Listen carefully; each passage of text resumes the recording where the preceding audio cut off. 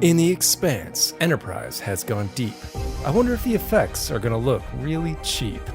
At least so far this season is looking pretty dark, but let's just hope it has some creative spark. Maybe it could have been if they'd had a different writer. Nah, just make DePaul's clothes just a little bit tighter. I'm Josh. I'm Justin. And this is From There to Here. So this is Season 3, Episode 1. It's called The Xindi, and according to Wikipedia, this is what it's about. The crew of the Enterprise attempt to track down the location of the Xindi homeworld by asking a lone Xindi enslaved in a mining colony. And on the IMDb, this is rated, I'm going to say probably 7.5. I'm going to say 7.2. Let's see, what do we have here? 7.7. Okay. So what do you have for trivia? Not a whole lot. Let's see. A number of new sets and costumes were required, with preparations beginning for some departments up to 3 weeks before filming began. Even Preparation H? One change, which was made, was a new outfit for T'Pol, with costume tests taking place a week in advance of filming. The redesign was due to studio execs wanting to show the appeal. Hold on, I gotta. The redesign was due to studio executives wanting to show appeal to the 18 to 49 age demographic. It's a very large demographic. Yeah. The production team looked to emulate the mid-series boost that the introduction of 7 of 9 provided on Star Trek Voyager. Mm-hmm. Kate O'Hara of the New York Magazine later chided in reference to the change, quote, "Women of the future will certainly choose to wear tight, uncomfortable, skin-tight catsuits." Of course they will. Naturally. Of course. Just because they're smart doesn't mean they can't be sexy. Yeah. Come on now. Get with it. Yeah, they might choose to. You never know. You never know. Yeah, I know. I was thinking that when watching, like, of course, I don't mind looking at her wearing that, but, it makes you wonder, like, would it have just been more practical to just give her a uniform without the insignia? They did that in the Mirror Universe one. Yeah, she's still gorgeous. She still went midriffless. Yeah, that's true. Which was hot. But she's still a beautiful woman. I mean, of course. It's, she's like Troy. You put her in an outfit, she almost looks hotter. It's weird how that works. Oh, I thought Troy was much more attractive in the standard. Most people found that. Isn't that the weirdest thing? Yeah. Yeah. Mm-hmm. I don't think that had anything to do with her sex appeal. I think they wanted to with Troy. I think they wanted to differentiate the counselor, the therapist on the ship. From what I read, it was Marina Sirtis herself. She wanted to wear that? Yeah, where I forget where. I feel like I read this somewhat recently, where some of the changes that were made to the show around that time were cast requests, and hers was, "Why on earth am I dressing like this? I'm on the bridge half the time." Okay, I thought I was thinking it was reversed. Like she wanted to wear that cat suit. No, she wanted to wear the uniform. Okay, so they gave in. It only took like 6 years, and they wrote it into the Jellicoe episode to make it, yeah, it took a long time in universe. I think she would have brought it up before. Yeah, you would think. Think. Because her outfit wasn't exactly, it wasn't like T'Pol's clothes that were clearly designed for one reason. I mean, you mean her skimpier, let's say, outfits? It wasn't like, I don't want to say skin. It's not the right word. I don't know. Her casual attire. It wasn't business casual. It wasn't anything like salacious or no, it wasn't. Really. I mean, even her kind of famous like aqua colored outfit that dipped down and showed a little cleavage. Honestly, it really wasn't all that. I never gave it a second thought. Maybe part of it comes down to the person though. Mm-hmm. And you can't put Jolene Blaylock in anything without it reading as sexy, because that's just, she exudes it. Whereas Marina Sirtis could be sexy. We've definitely seen her do it. Even if you put Jolene Blaylock in a puffy sweater, she still looks hot. It doesn't matter. It's just who she reads as. She's a model. Heat. Yeah, she's a model. She's a model, and she looks like one. So it all comes down to who that. can act. Not all models can act. We had said the same about, was it you that told me about the model who became an actress from Battlestar Galactica? She played Six, right? Yeah. Who knew? Like how good she was. But she hadn't acted before, had she? She knocked it right on out of the park. There you go. Stole the show from She was everyone. sexy and everything. Every scene she did. She was sexier the less they did to her. Yeah. In my opinion. But I agree. Maybe that's personal. But about this episode, Yeah. called The Xindi, I was a little underwhelmed by it. Maybe I don't know how you feel about it, but considering we know where it goes, this feels kind of weak sauce. Like I know that this Xindi fellow that they're looking for really doesn't amount to anything. Right. And he's very annoying. Very. Where do we know him He's from? a weasel. I was thinking the same thing. That actor, I could not place him. I think he basically plays a weaselly character in whatever I'm thinking of. Yeah, I think so. It must have been around that same time because in my memory, he's the same age as he is here. Yeah. I was having the same thought. Yeah, whatever it is, he doesn't have makeup on because here he's wearing prosthetic on his face. Right. I'm not sure. But you thought you were underwhelmed. I was underwhelmed.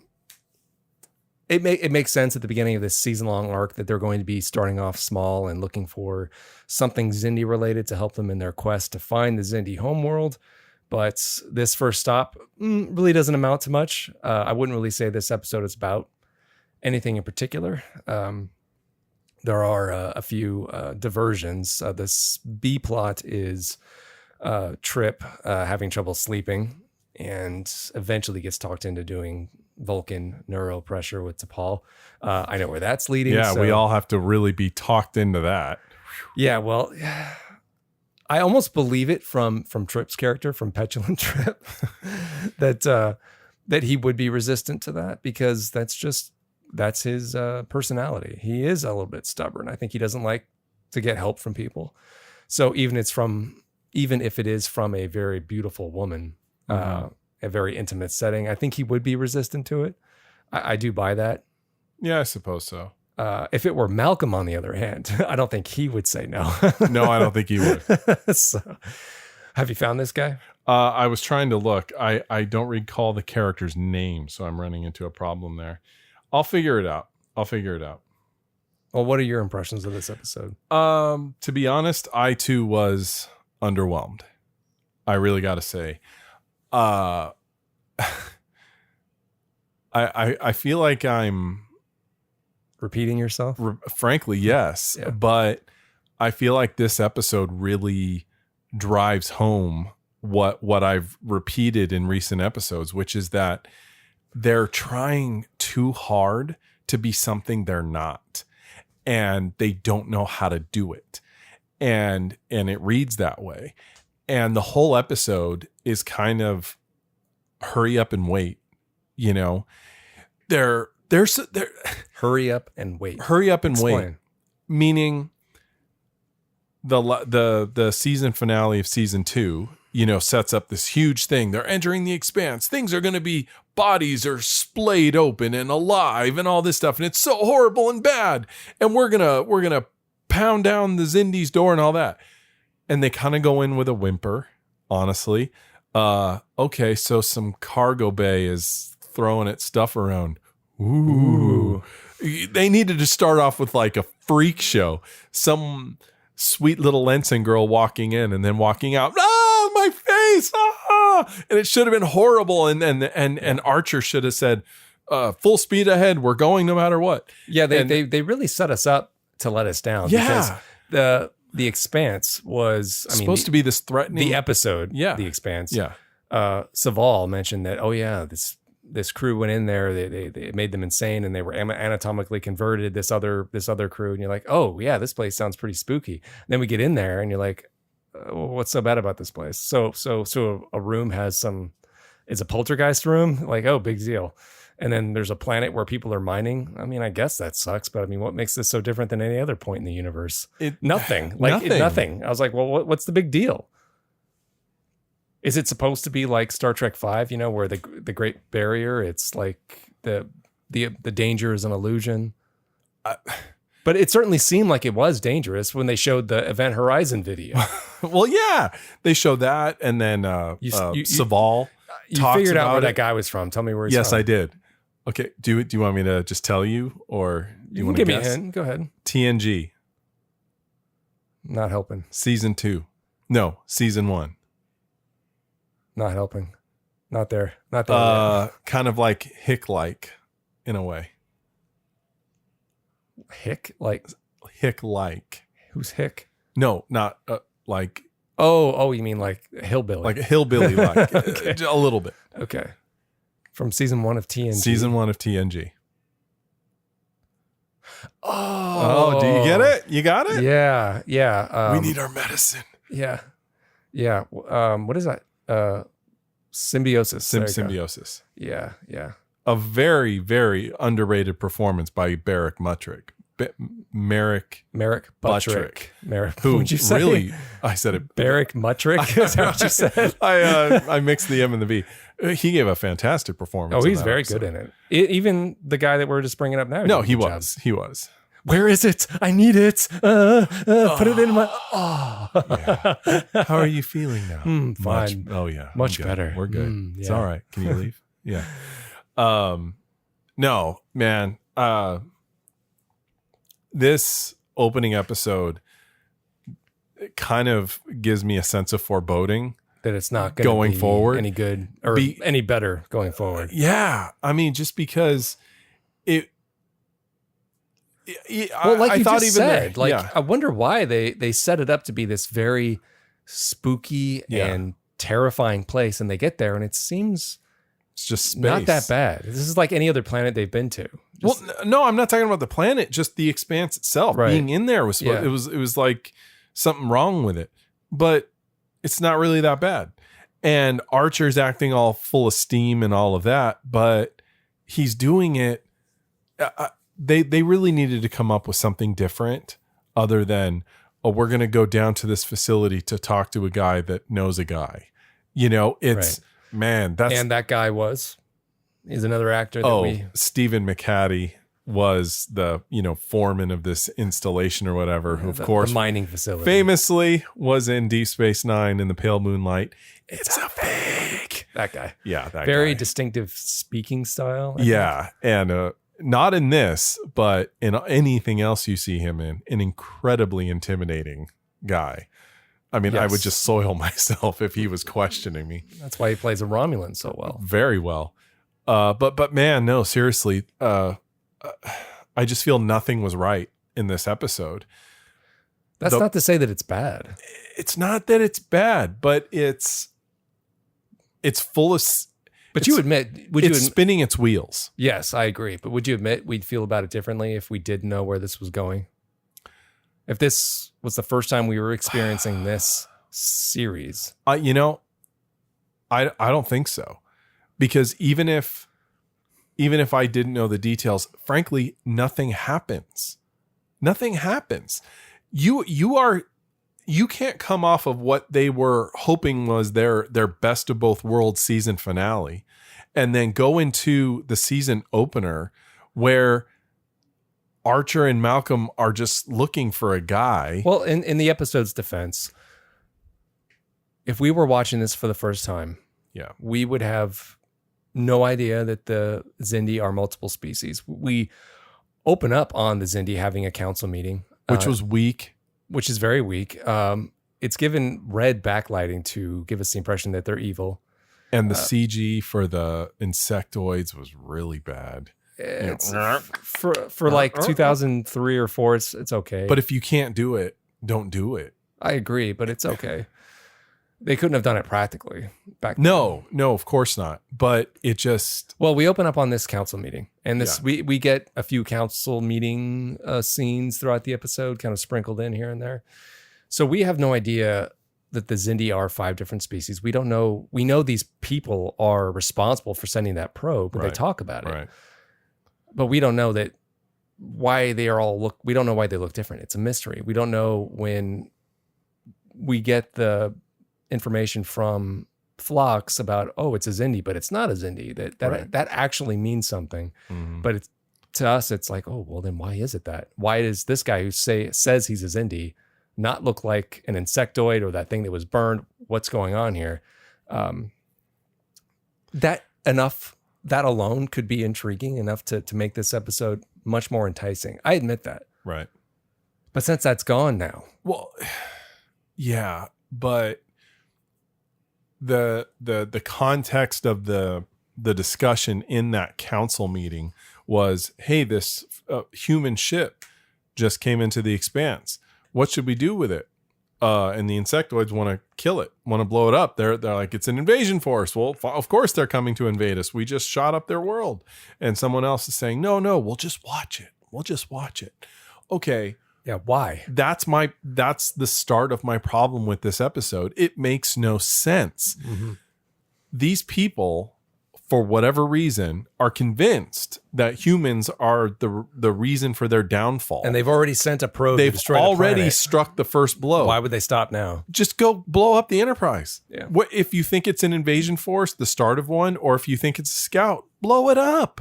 Why are you dancing around it? It makes no sense. Well, if they had given us a reason why here, I think they do later on, because not all the Xindi agree. No, I know, but we don't know that yet. So to us, it doesn't make any sense. But it doesn't matter because it takes the tension away because it doesn't make sense. You know, they collectively decided to build a Death Star to go blow up a planet. They're not going to think twice about wiping out 86 people on a little ship. It just, that could possibly thwart their plans. That's ridiculous.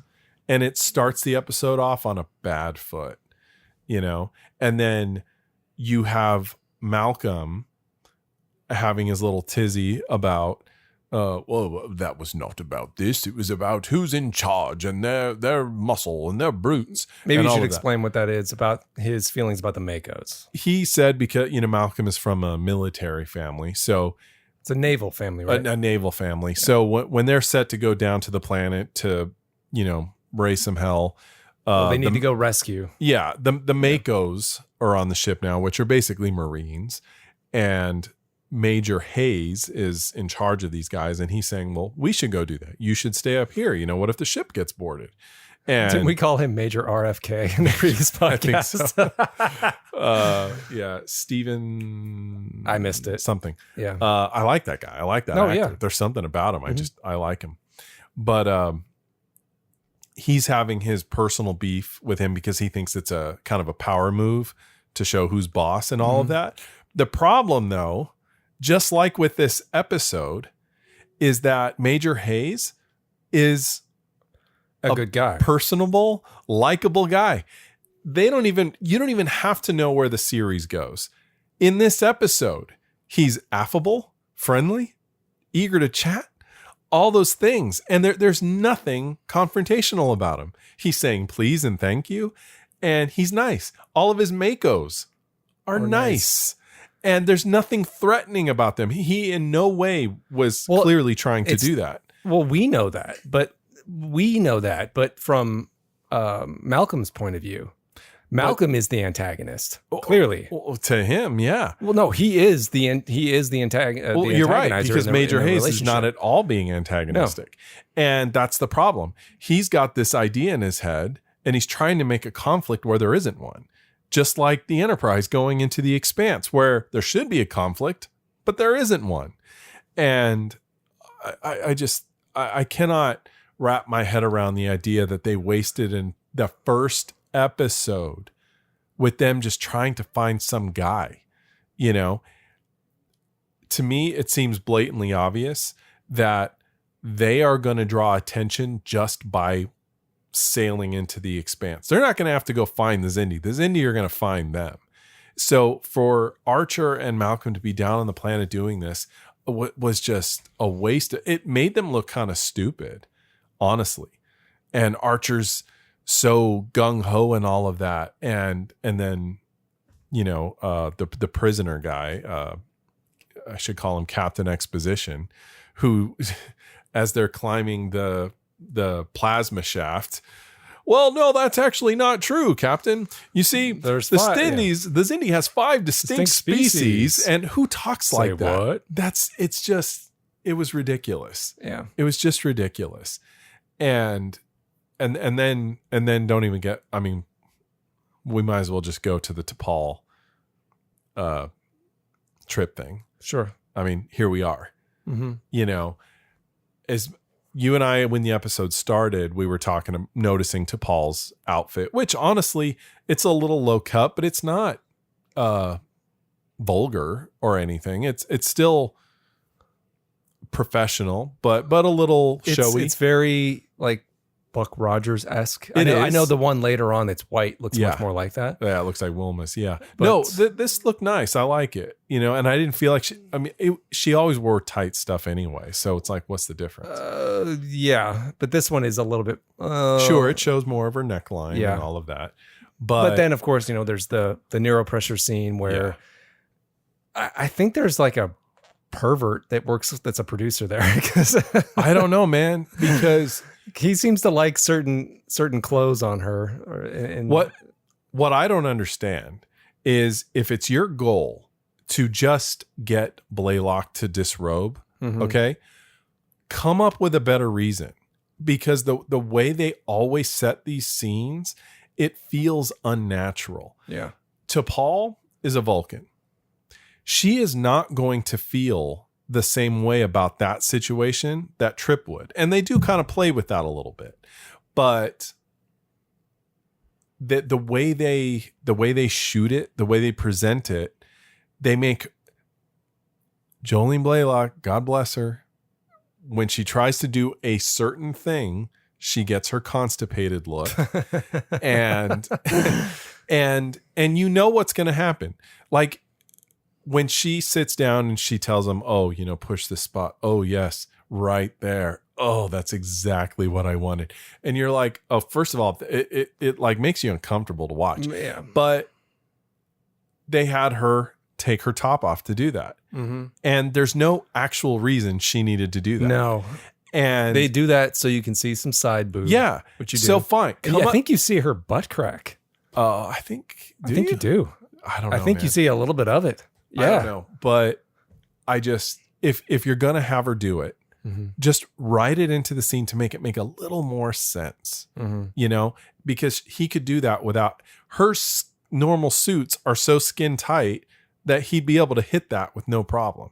So for her to need to do this was silly. And if you're going to do it, if you're going to have her disrobe like that, go the step further to have her actually say, does this bother you? It's just a female body. You're aware what they look like. This shouldn't be a big deal. It's illogical for you to act that way.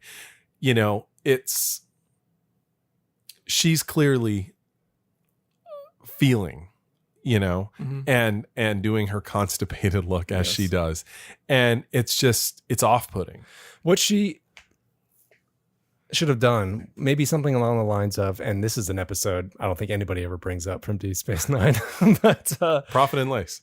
No, the episode where Jake is writing and that woman the Muse.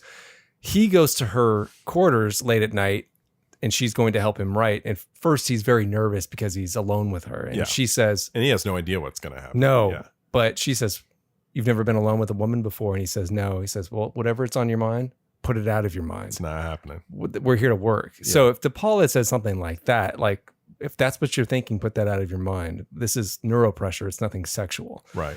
Just get it out of the way. But the goddamn producers, the writers, well, the producers are telling the writers, no, make it enticing, make it sensual. You know, like, I don't know. It's just, it doesn't work. If this was, like I've said before, if this was Baywatch, I wouldn't have a problem with it. Right. But this is Star Trek. I don't need this. Like, there's plenty of other places I can go and see naked women.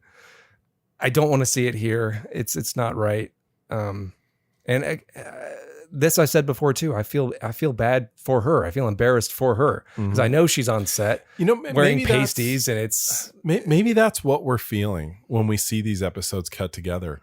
Maybe the people shooting it are doing it because they're being told to, and maybe they don't want to do it. Maybe everyone there is feeling like this is not what we should be doing, but it's their job and they have to. Well, they know it's pretend. Yeah. They're getting paid. It's Sure. it's just a TV show, whatever. But since we hold Star Trek so dear, you know, like to us, it's just wrong. It's wrong. It is. And it's not only is it, It's like when we see that what I thought was Full Frontal in Doc Hollywood it didn't turn out to be. It just completely takes you out of the movie. You're like, well, why was that there? Like, I didn't need that. It's a cute romantic comedy for the most part. And then for like a few seconds, you see she is Full Frontal from a distance. A very naked woman. You're like, why was that necessary? It was not. It isn't. It's the wrong tone for this and then for that movie. And it was the wrong tone for Star Trek. It doesn't make any sense. Absolutely.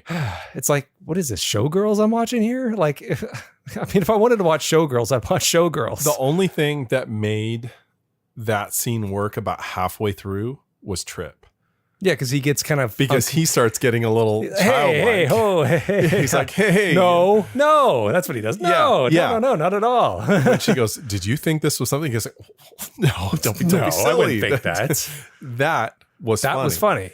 But that's him. Yeah. And that felt natural. Mm-hmm. You know, if they had done that right at the beginning when she disrobed, where he went, hey, you know, we work together. Maybe this isn't do you think this is there's a custom where I take you out to dinner first. Yeah. And if they had that exchange right then and there, then it probably would have worked.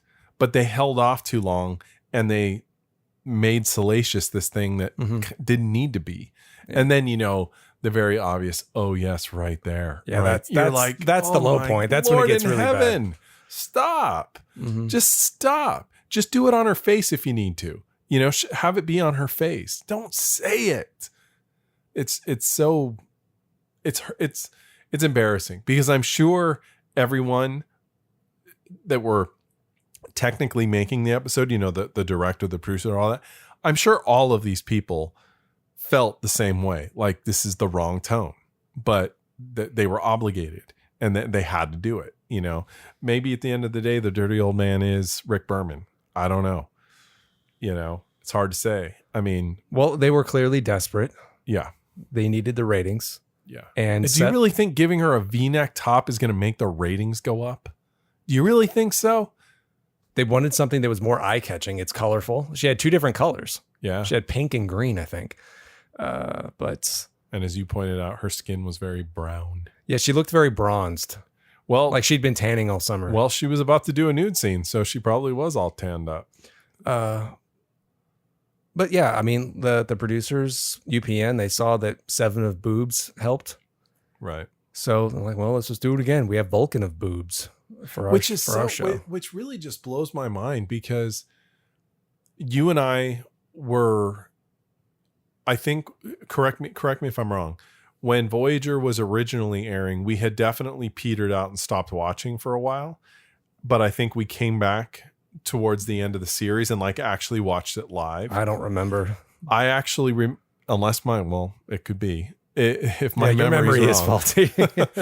I seem to recall that, you know, we started the series and then we kind of petered out because it, you know, was getting a little bland and all that stuff. And we were aging up, all sorts of things. And we had just kind of stopped watching. But my memory is that at least towards the last season, you were catching the episodes as they came, building up to the finale with our mom. I remember the 2 of you together, it was like, you know, a little bonding thing where you could both sit and watch. I remember you talking about that. So I remember we did come back to it to actually watch the finale live and didn't see that, you know, after the fact. But what year would that have been? Like 1999, maybe 2000. It would have been in the early 2000s, like 2002, 2 or 3, I think. Oh no, it would have ended before that. Okay, ish. Okay, I can't recall. No, you're right because actually Enterprise was actually new around that time. Yeah. So yeah. I remember the year exactly, man. But okay. I remember that. Okay. And well, the point I'm making though is that at least for us, and I think we're fairly representative of the Trek audience, right? Relatively. Mm-hmm. 7 of 9 being on the show did not affect anything for me. First of all, she's fully clothed. Okay. Yes, she's got big gazongas, but she's wearing skin tight clothes too. Yeah. That's why I bring this up. Yeah, but I can see that anywhere. And Well, that's what I just said. oh no, I know. And there's plenty of times they go into alien worlds where they will have a scantily clad person or something. Well, I think I get your point. They didn't do anything as What I'm saying is salacious as they did here, is what you're saying. No, I'm Nothing saying egregious. No, I'm saying that was the intent of 7 of 9. And for me as a viewer, in the age range that they were trying to grab, it really didn't do anything. Yeah, sure, she's nice to look at, but that didn't make me go back to the show or if anything, I found her presence at the beginning to be kind of annoying. Her character took a while to kind of develop something because she was perfect at everything. It was kind of annoying. And her monotone voice and all of that, it was kind of like the same shtick every week. She was going to butt heads with someone. She's always smarter. And then someone has to make her stop so she can be part of the crew. It's like, it was the same thing over and over. It actually got annoying until they found a way to kind of more naturally ease her into some of the different crew dynamics. But they struggled with that throughout the whole rest of the series, making her naturally fit in with the crew. So how does this My relate? point is that it did not bring my viewership. It didn't turn me away. It just didn't do anything. Are you just trying to say that this does not do anything for you either? That's what I'm saying too, is like, Okay. So what? They changed her outfit to a little V-neck. Yeah, sure. She looks nice, but I can't imagine that attracted viewers. Like, you think that was it? You think they think that's going to make the difference? That's sad. Clearly, that's what they thought. That's why they did it. They'll dress her up like that. They'll put her on the posters like that. Yeah. And all the advert material, and then it'll draw in some 13-year-old boy. You're like, oh, pretty girl. They was probably watching it anyway. That's what I'm saying. I don't get it. You're not going to get an argument from me. Right. I don't get it either. But that's Now what they were thinking. If they moved Star Trek Enterprise over to HBO and suddenly T'Pol does a genuine topless nude scene, now that I would watch. Yeah, stop it. Now we're talking. Okay, Yeah. if you're gonna do it, do it. Yeah. But that's not what they did. So to me, it doesn't mean anything. Yeah. And I mean that as at the time this aired, a person in their mid-20s. I was their target audience in their range, and honestly, it made no freaking difference. Anyway, moving on. Let's get to what Marie Okay. has written to us about this episode. So she writes, what do you think the mining chief was breathing through that mask? He seemed drunk. And what significance does it hold within the context of the episode? Yeah, we hadn't brought that up. Yeah, the foreman, the mining foreman, is breathing through this apparatus. Well, because the air occasionally. is no good. Right, because as soon as they walk in, Yeah, it's Malcolm's like, oh, I can't breathe. Yeah, like in this a coal mine. Yeah, Yeah, you don't yeah. breathe in the coal dust, so they wear masks. But yeah, I guess he's been down there for a while. He's doing it. He's a lifer. Yeah, I don't think it bears any significance I don't either. I just think it was a fun affectation to for the have. character. Yeah, something. He probably wanted a bit of business, and so this atmosphere. Well, let me suck on some air. It gives the Okay. character a little bit of a quirk, I Sure. guess. Nothing. But I don't think it was anything. I don't think it was meant to be anything deep. Wasn't that? Am I thinking? Is that Blue Velvet? Do I they don't do know. that in Blue Velvet? Oh yeah, Dennis Hopper breathes through. yeah. Okay, I something. thought so. Yeah, where he has like asthma or something like that. He puts like a mask and breathes. On Yeah, in the something. middle of like an intense scene, he'll go, hold on, Yeah, and it's like that's not the only weird thing that happens in no, that movie. not by far, but No. it's definitely gets your attention. But there is a severed body part in Blue Velvet, just like there is here. Yes, there is. There's a connection. Yes, there is. Maybe this was a Blue Velvet fan wrote this and, maybe. and worked in some subtleties. Yeah, maybe. Right? Maybe. That would explain why there's like uncomfortable nudity as well. Like Blue Velvet. Like Blue Velvet. Very Yeah. much so. Very much so. You're making me rethink this whole episode. This is a Blue Velvet homage. So to answer her question more thoroughly, I think he was just breathing oxygen. Yeah, because Through of that? the environment. Yeah. So she goes on, how does the detail enhance or let me start that over. How does this detail enhance our understanding of the environment, the mining operation, or the mining chief's character? Well, I think we just answered right there. Both. Doesn't really. It just adds a little flavor. Yeah. Lastly, am I the only one who thinks one of the Xindi looks like he's straight out of Galaxy Quest? Which one? Yeah, which one? It would be the reptilian. He looks like he looks like Saris. He looks like Saris, yeah. He does. He does a little bit. That's a good point. Yeah, and this would have been after Galaxy Quest.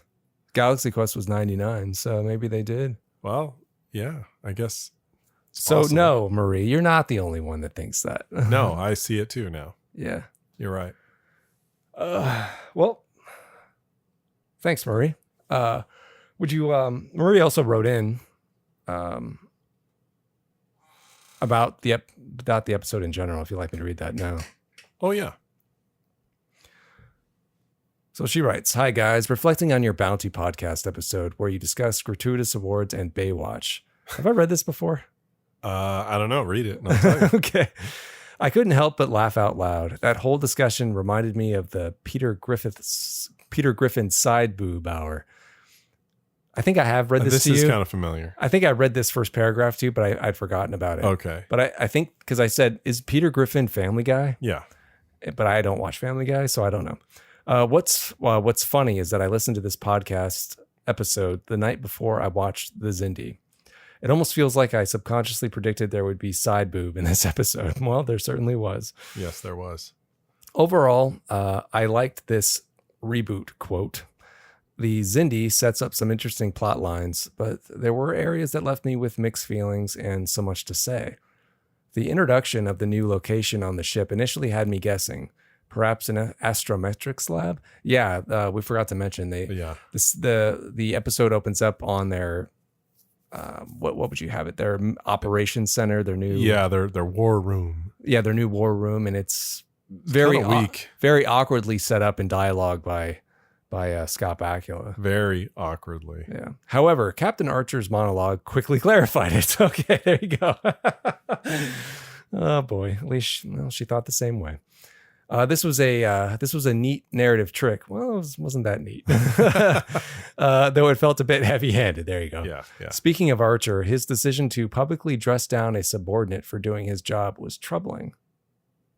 What was she talking about? Well, that's what he was doing, because the way he was able to deliver that exposition was in the form of making Malcolm understand what this facility was for. Oh, that's right. We're here for war. Yeah. Who cares if these guys are dangerous? We're going in. Right. That's why we built this thing. Look at all these monitors.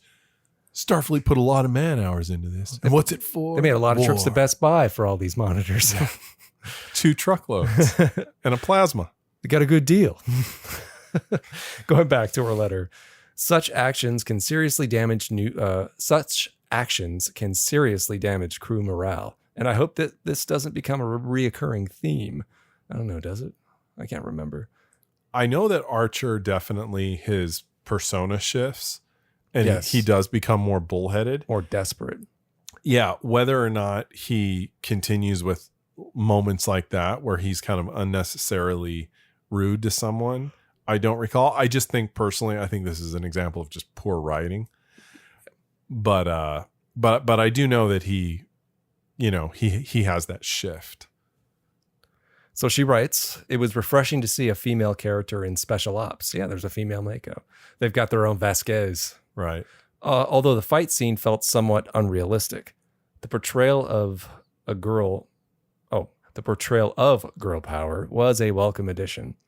The whole rescue scene was great, and I wish it was longer. It really highlighted the differences between Starfleet and Special Ops teams. Well, yeah, they come in rappelling on ropes. Well, of course. From where? I don't know. Yeah. It was fascinating to see their distinct approaches and how they can complement each other despite the tension. From a military perspective, the conflict between Reed and Hayes over operational command was intriguing, but could have been handled better. In real-world military operations, authority delegation is clearly defined before missions commence. Yeah, I agree, and she would know. Right. In this case, it was only addressed later when T'Pol allowed Reed to choose. It would have added depth if Hayes had responded with, quote, "If anything goes wrong, it's on you."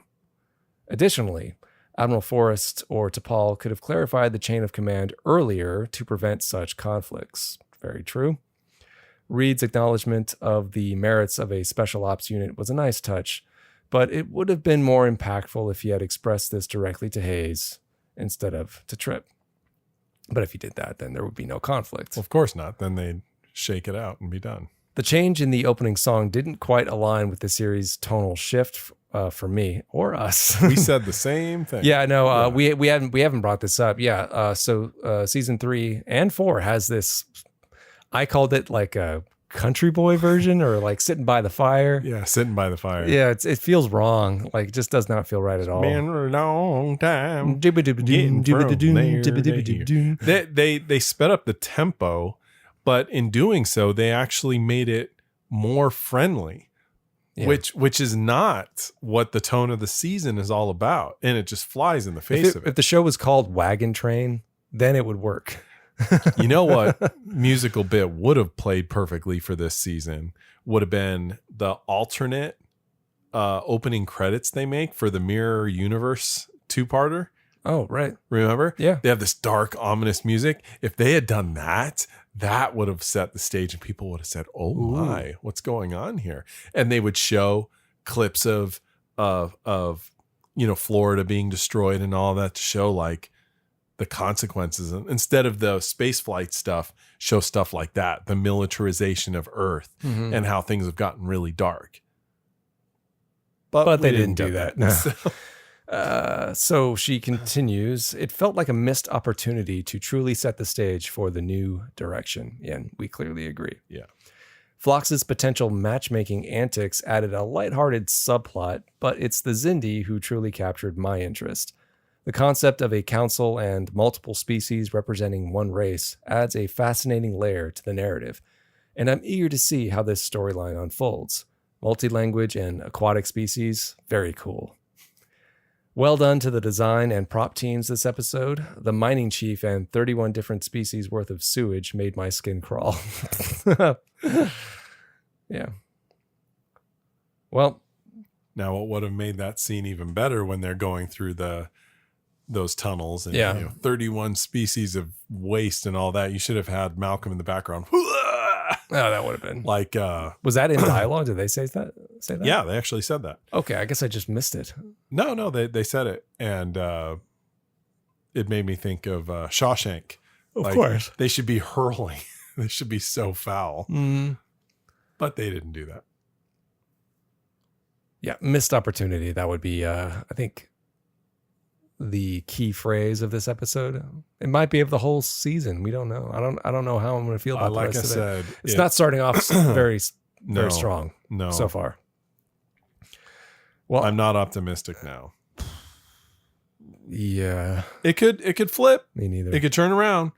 But this was. I remember there being some really enjoyable ones from this. So do I. Season, so do I, and we'll see when we come across them. Mm-hmm. I feel like this episode was the episode equivalent of Major League, where he goes, "You can tell the start of a season by the first bat." Ooh.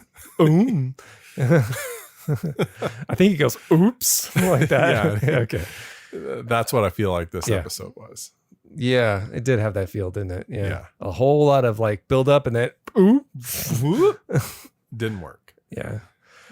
Oh, well.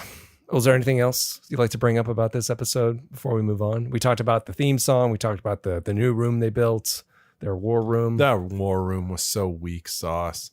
Man, they should have had screen after screen lined up with all sorts of graphics. You had said when we were on. watching it, there should be people all about it. There should be lots of activity going on. People calling out numbers and battle stats or whatever, something like that. But there wasn't. It should feel like serious business in that room. And there was one person in that room. Yeah.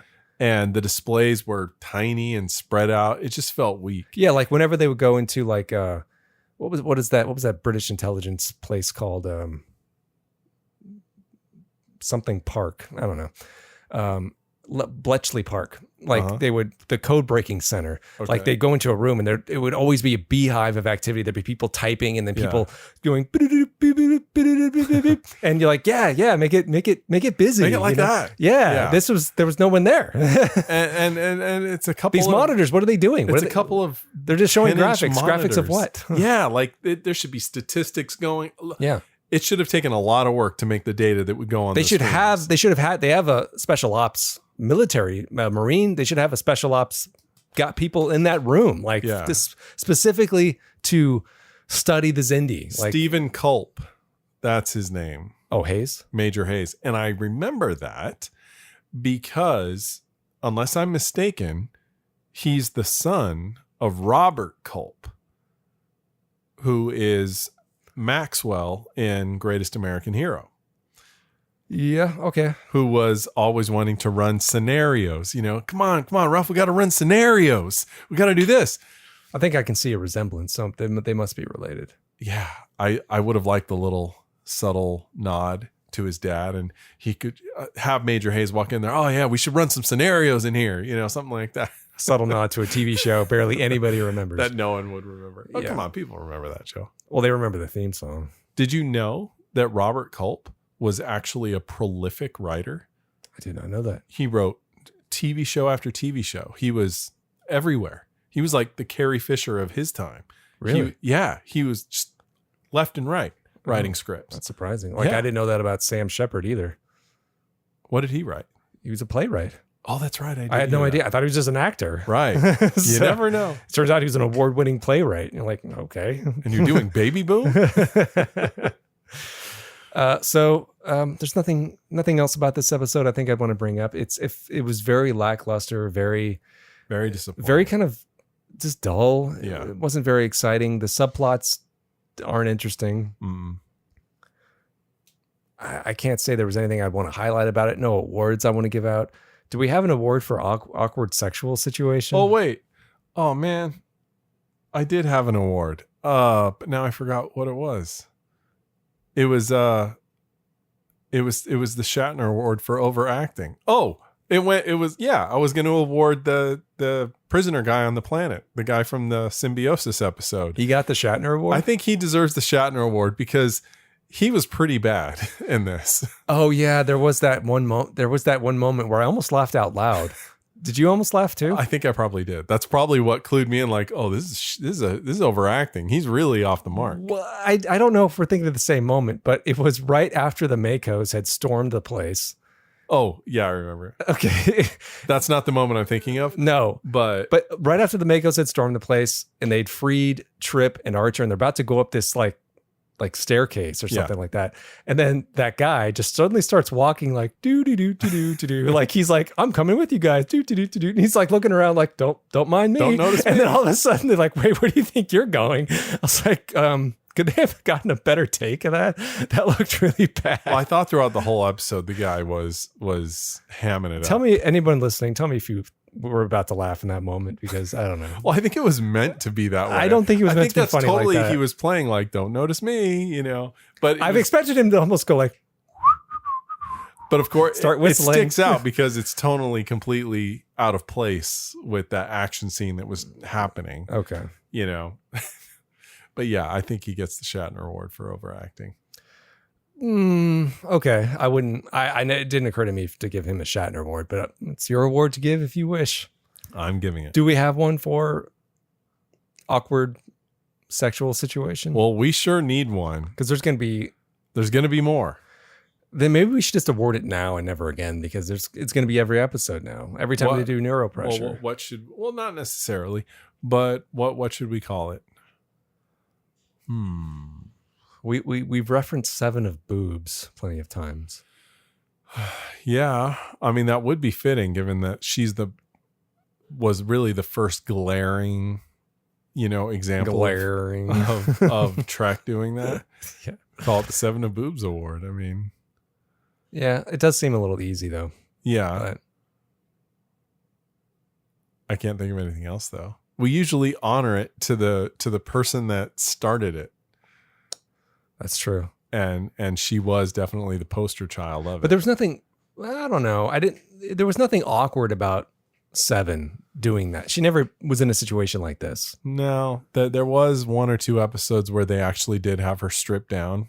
Oh, really? Yeah, like someone would walk into the cargo bay or something and she was being painted by the doctor or something. Oh. Things they did slip in some things like that. That's but not she as didn't bad. get side boob like That's you did not as here. bad as this. No, but it was obvious what they were doing. Really? Was that obvious? But at least Seven would in character would be stand up and go, "What? Yeah. She What's what's your problem?" She had no clue. She didn't care. That's what, if anything, that's what made it work, because everyone else could go, oh, do you see her? And she's just will stroll right by you. She doesn't care. Yeah, she was like the Fifth Element girl. Right. Lilu, yeah.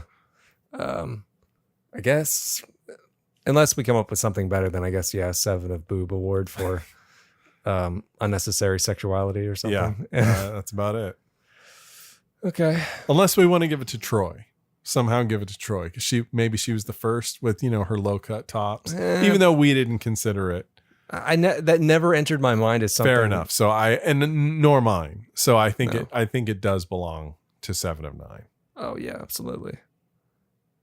Yeah, there was never any intent, I don't think, on the writers or producers' behalf of TNG to make her sexually alluring. I mean, I'm sure they tried to make her look attractive, but sure, not to the way they're doing it here. No. Yeah, not at all. Not at all. I agree.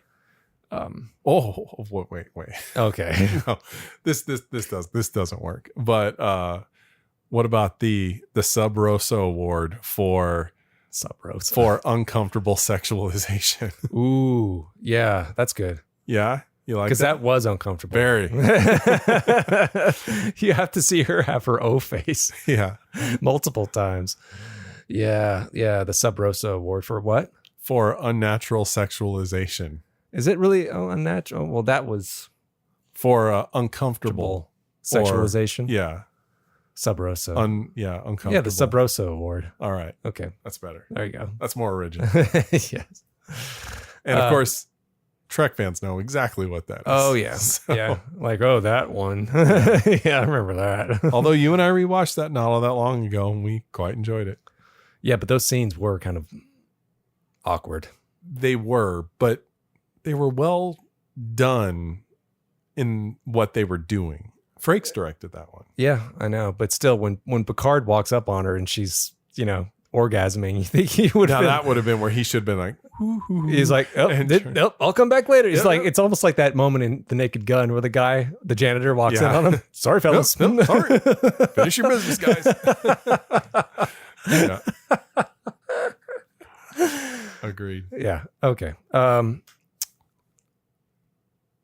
I guess, I read Maureen's email, so that's it. We're wrapped up. Unfortunately, we do not have one from Sebastian. No, we don't. But that's probably due to we're more back on our normal routine. Yeah, we are recording this one a little bit earlier than usual because, during the week we're not going to be able to get together. So yeah.